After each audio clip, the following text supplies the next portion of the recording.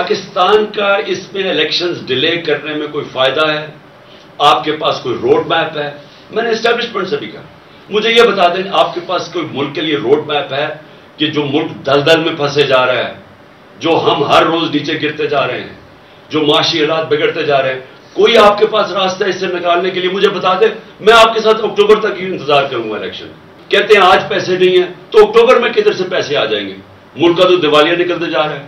ان کے پاس تو جس سے پاکستان کی دولت میں اضافہ ہونا ہے، انڈسٹری بڑھے گی، انڈسٹری کی گروتھ ریٹ ہو، ملک کی گروتھ ریٹ بڑھے، ایگریکلچر بڑھے، تو اگر دولت میں اضافہ ہو تو آپ کہنا کہ ہم اپنے قرضے واپس کر سکتے ہیں۔ دولت تو سکڑتی جا رہی ہے۔